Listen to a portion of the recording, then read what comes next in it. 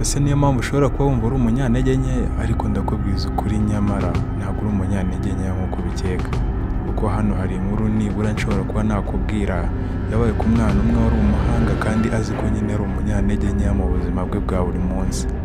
Iyo nkuru nyamara nawe ushobora kuba wagira ikintu yigiramo, kuko ushobora kuba wisuzugura wowe ubwawe kandi nyamara ushoboye byinshi cyane. Igihe tugiye kubana nitwa Abdati, ndagira ngo niba uri mushyashya kuri uyu muyoboro w'iyi YouTube channel ikugezaho ibiganiro byiza by'isanamutima bibasha kuba byagukangura buri munsi bikakubwira ati dore ikintu ukeneye kuba wakora mu buzima bwawe ni iki ngiki, ndakubwira ati wageze ku muyoboro wa nyawo. Kandi nawe niba uri mushyashya ndagira ngo uri aho hasi handitse subscribe kugira ngo uzajye ubasha kubona ibindi biganiro bishyashya, uhakande kandi ukande no kuri like, usharinge n'inshuti zawe nazo zibashe kuba zajya mu murongo muzima. Uyu munsi inkuru nshaka kukubwira ni umwana wari umuhanga cyane mu mupira w'amaguru, ariko ku ishuri byaramunaniye neza byaranze. Ndakeka nawe muri ubu buzima wigeze kuba wabwisangamo, right? Gusa ubu buzima nubwo waba bumeze gutya ntabwo bivuze ati destiny yawe ni ibyo ngibyo urimo kuba wafokasingaho cyangwa se uri kuba watekerezaho kubera impamvu runaka uri kuba wabitekerezaho, ahubwo mu by'ukuri impano yawe cyangwa se ikintu kikurimo ubwacyo kirivugira kandi nicyo wagakwiriye kubushyiramo imbaraga. Nyamara ahangaha iyi nama nshaka kukubwira cyangwa se iyi nkuru nshaka kukubwira ishobora kuba wenda wayireflectinga cyangwa se wayisanisha n'ubuzima urimo cyangwa se n'ibyo ukora, ukaba wakuramo isomo rikomeye cyane. Hari umunsi umwe mu gitondo umwana arimo kuba yakina umupira w'amaguru iwabo mu mbuga aho ngaho muri karitsiye nk'ibisanzwe nk'uko abana babyuka bagakina bisanzwe. Hanyuma ubundi akazajya ubona n'umwana uri shapu cyane ariko acenga abandi bana, ukabona nyine arimo kubatsinda bya hatari nk'uko bisanzwe bizwi nk'iyo umwana azi gukina muri karitsiye. Of course abantu bose baba babibona kandi nta muntu biba bitagaragara.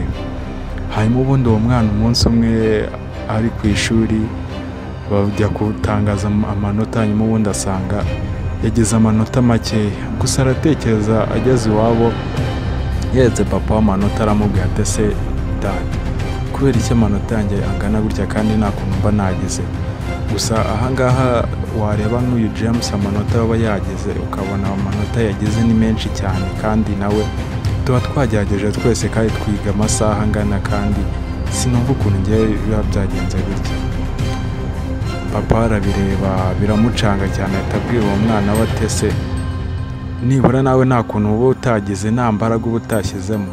Aramubwira ati cyane rwose nta mbaraga mba nashyizemo zose, mbigenza uko nshoboye kose kandi nkabona nta kigenda mu buzima rwose. Amasomo akanga kujyamo cyane nk'aya ngaya y'imibare rwose yarananiye burundu, uri kubona ko ariyo atuma ntsindwa cyane.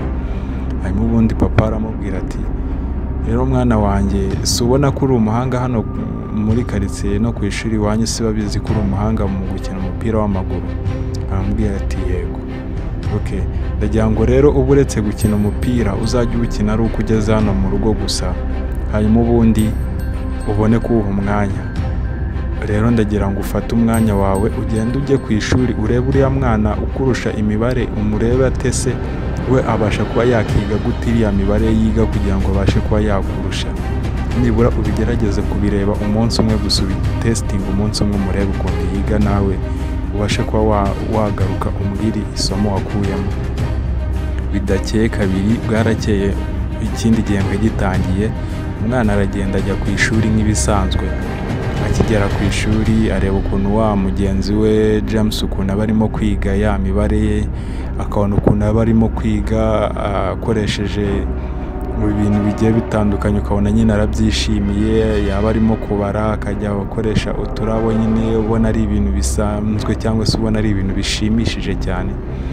Ariko bidakeye kabiri wa mwana aragaruka, ageze mu rugo abiganiriza papa we ukuntu byagenze ku ishuri n'ukuntu yagiye abibona ukuntu mugenzi we yigamo cyangwa se uburyo ki agenda bitwaramo.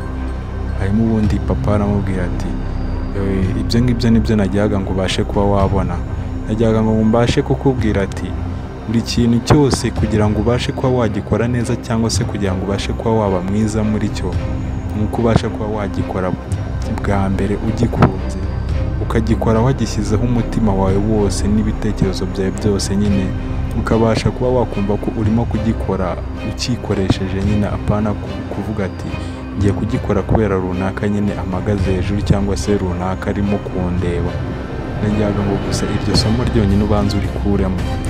Hanyuma ubundi umwana arongera abwira papa ese papa ko nanjye mba numva nyine nashyizemo imbaraga nta kuntu mba nageze buriya byaba bikirimo gupfira hehe. Hanyuma ubundi papa aramubwira ati ndagira ngo umwana wanjye rero witegereze neza unyumve, wongere ugende neza urebe uriya mwana ese wibaze ute se we bigenda bite, cyangwa se umwegere umubaze cyangwa se ugire ibintu umubaza nawe wumve ukuntu aba ameze. Ubundi bidatinze kabiri uwo mwana aragenda agera ku ishuri nk'ibisanzwe, yegera wa mugenzi we James mu kumubaza. Hanyuma ubundi aramubwira ati ngo njye nta rindi banga nkoresha. Rero James Frank wari James uri kubwira Frank aramubwira ati rero njye nta rindi banga nkoresha usibye kuba gusa nakunda ibintu ndimo gukora ubundi nkabiha umwanya, nta kindi kintu nkoresha. Gusa James aramubwira arakomeza abwira Frank ati gusa nubwo ubona ndi umuhanga nawe urabizi iyo tugeze mu mupira w'amaguru nanjye mba ndi umuswa nawe urabizi rwose, kandi nanjye nicyo kintu mba nifuza kuba namenya.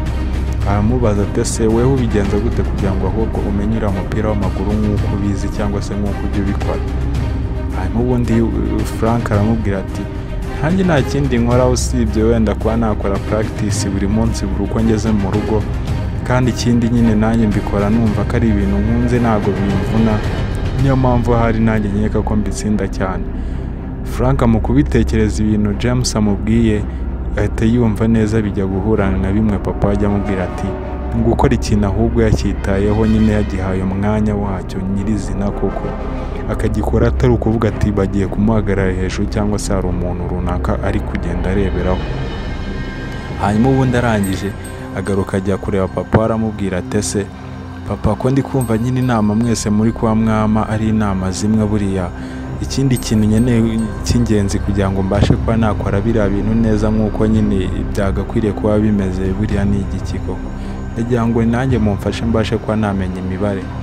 Ikindi umusaza yaramubwiye ati genda wegere uriya James hanyuma ubundi utangire ube inshuti nawe, hanyuma ubundi utangiye kujya ugendana nawe, kuko kugira ngo ubashe kuba wamenya ikintu runaka ukeneye ubasha kuba wakizengurutsa inshuti runaka zizi icyo kintu neza kukurusha, kuko nuramuka wizengurukije za nshuti nyine ziri munsi yawe ahubwo ari we uziyoboye, urumva nta kindi kintu bazabasha kuba bakugezaho, ahubwo niwe uzaba urimo kugira ngo ubashe kuba wagira ikintu runaka ubahereza. Niyo mpamvu uwo mwana rero bukeye mu gitondo yahise agenda ajya ku ishuri nk'ibisanzwe, atangira kuzajya yiyegereza James nk'ibisanzwe, hanyuma bakaganira cyane, baba bagiye gukora imyitozo bakayikorera hamwe, hanyuma ubundi baba bafite waka babahaye bakayikorera hamwe. Atangira kugenda abona amanyanga cyangwa se amayeri y'ukuntu umugenzo yabashaga kuba yakiga cyangwa se uburyo yabashaga kuba yakoramo ya mibare runaka nyine we yari akeneye kuba yamenya. Abasha kuba yagenda atangira kugenda nawe yimprovinga cyangwa se atera imbere mu bintu arimo kuba yakora, atangira kuzana amanota meza. Bidakeye kabiri nawe aza kuvumbura, hanyuma ubundi bidakeye kabiri nawe aza gutangira kuvumbura utuntu twe mu mibare, atangira kugenda nawe aba umuhanga mu mibare. Agaruka igihembwe kigiye kurangira agarukana report nziza. Papa aramubaza ati ese bya bintu nibura byarakoze? Hanyuma ubundi umwana aramubwira ati papa reba nawe report amanota noneho mfiteho. Papa mukura amanota yaratunguwe cyane kuko yasanze umwana wari usigaye ufite amanota 30 kuri birotiye mu mibare, yasanze noneho uwo mwana atangiye kujyazana amanota 60 mu mibare yonyine. Urumva ko nyine kugira ngo ubashe kuba nibura nawe wava ahantu uri cyangwa se wava muri ako kaziga wibereyemo cyangwa se muri iyo si wibereyemo, ubashe kuba watera imbere mu bintu urimo kuba wakora. Ndagira ngo inshuti yanjye mubwize ukuri, ikintu ukeneye muri ubu buzima cya mbere ni ukugira ngo ubashe kuba wakora icyo kintu ukishyizemo kandi wagikunze. Icyo kintu ukagikora wagishyizeho umutima wawe wose, icyo kintu ugakora uvuga ko nyine ari cyo kintu cyane umusigaranye imbere n'inyuma, kuko nuramuka inshuti yanjye ugikoze nyine ushyizemo ubunebwe, ndakubwiza ukuri ko nta kindi kintu uzabasha kuba wakora muri ubu buzima bw'isi. Iyi si ukuntu iyo ubwayikoze ibasha kuba yakandamiza abantu bose bakora banengeka cyangwa se babanenganenze mu bintu bakora byose. Niyo mpamvu mubwira ati rero nshuti yanjye, jya ubasha kuba waba amaso, ubashe kuba wakiyegereza inshuti kandi za zindi zifite ikintu zikurusha muri icyo kintu ushaka kuba wajyamo cyangwa se icyo kintu ushaka kuba watangira. Wiyegereze izo nshuti, ndagira ngo mbwire neza ko ibyo bintu bibasha kuba byakora kandi ko bitanga umusaruro uhamye kandi ushikamye inshuti yanjye. Kugira ngo rero ubashe kuba wabiyegereza abo bantu, kuko uko akurushaho ikintu uko buri munsi ubasha kuba wamwigiraho ikintu runaka, ejo ugasanga nawe uri ku rundi rwego rushimishije. Ariko nugumana na ba bantu urusha ibintu byinshi, uzasanga ari weho ahubwo bakeneye ko ubasha kuba wabigisha ibintu runaka, ahubwo usange bo bari gutera imbere weho ukiri hahandi n'ubundi aho wari uri.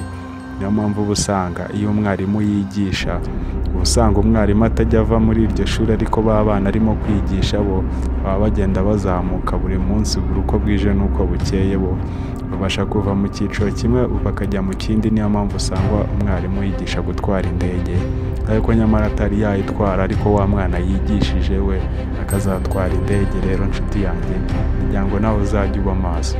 Niba kandi nawe wakunze ibiganiro dukora, amazina yanjye nitwa Abdati, ndagira ngo urebe hasi handitse subscribe uhakande, hanyuma ubundi ukande kukazogera kugira ngo uzajye ubasha kubona ibindi biganiro bishyashya tuzajya tubashyiriraho. Ikindi ukore like, usharinge n'inshuti zawe nazo kugira ngo ubashe kuba wazifungura amaso. Kandi ndagira ngo mubwire neza ko tubafite ibindi biganiro byiza cyane kandi bigiye kujya bica kuri YouTube channel. Kandi nawe niba waracikanywe n'ibindi biganiro byatambutse, ndagira ngo ubashe kuba wajya kuri YouTube channel, hariho ibindi biganiro byiza cyane byagufungura amaso. Ciao.